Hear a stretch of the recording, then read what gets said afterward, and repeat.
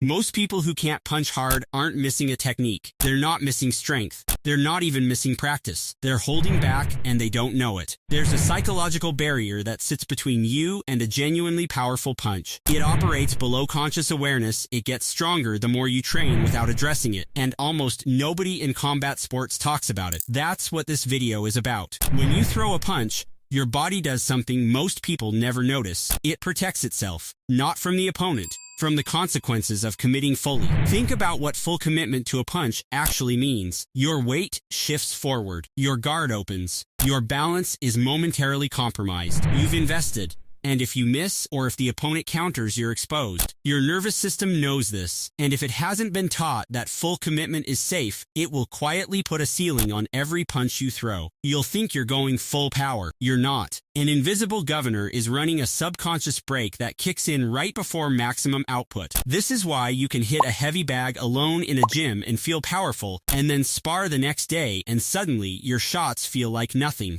The bag doesn't counter. The bag doesn't judge. The bag doesn't make you pay for overcommitting. A person does. And the moment a human is in front of you, the brake engages. This isn't a weakness. It's intelligence. Your nervous system is doing exactly what it's designed to do: minimize risk. The problem is that in fighting, holding back doesn't minimize risk. It increases it. A half-committed punch is the worst of both worlds. It exposes you without doing damage. The psychological break shows up in 3 specific patterns. Most fighters have at least one. A lot have all 3. Pattern 1. The pullback punch. The fighter throws a punch and unconsciously begins pulling it back before it fully lands. The fist decelerates right at the moment of contact, the exact opposite of what generates power. It looks like a full punch from the outside, but in slow motion footage, you'll see the arm retracting before impact is complete. The cause is anticipation of the counter. The brain is already planning the defense before the offense has finished. It's splitting commitment between attack and protection,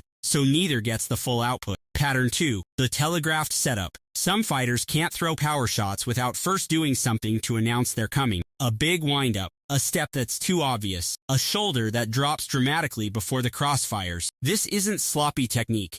It's the body buying itself time to commit. The windup is a psychological runway, a way of building momentum toward a full commitment the fighter can't access cleanly without it. In training, they look powerful. In sparring, those shots never land, because every training partner sees them coming from a mile away. The power is real. The psychological need for a runway is killing the delivery. Pattern 3. Combination abandonment. The fighter starts a combination, eats a counter mid-sequence, and immediately stops throwing. Not because the counter hurt, because it triggered the self-protection response. The brain interprets the counter as confirmation that committing is dangerous and shuts down the output. Over time, this trains the brain to associate punching with incoming danger. The result is a fighter who subtly reduces output every time they engage, not from fatigue, but from a conditioned self-protective flinch that operates before conscious thought. Here's the part nobody talks about. Conventional training can accidentally reinforce all 3 of these patterns. When you drill combinations on a partner who feeds them back slowly and predictably, you're training in a consequence-free environment. The brain doesn't need to override the protection response because there's nothing to protect against. Power flows freely.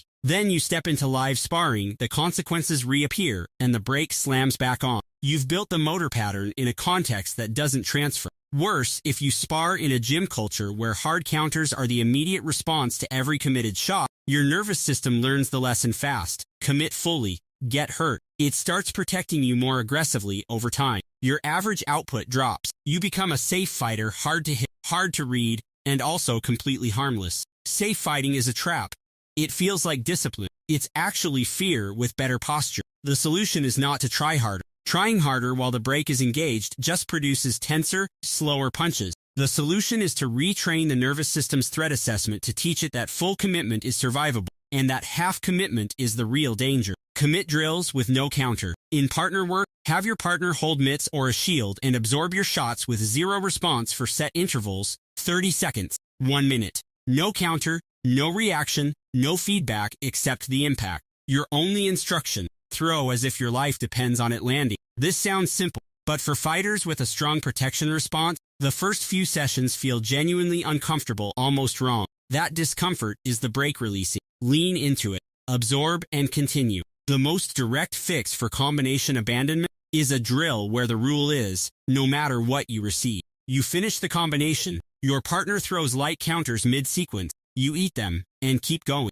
You're not conditioning your chin, you're conditioning your brain to disassociate incoming contact from the command to stop throwing. After a few weeks of this, your combinations will stop dying mid-sequence in live round. Most people spend years working on their punching technique. Their form improves, their combinations get sharper, their footwork gets cleaner, and they still can't punch hard in a real round because the break is still there, untouched. Power isn't just physical. The ceiling on your punch isn't in your shoulders or your hips. For most people, it's in their head, a protective response that was never trained out. Stop hitting harder. Start committing fully. That's the difference between a punch that lands and a punch that finishes.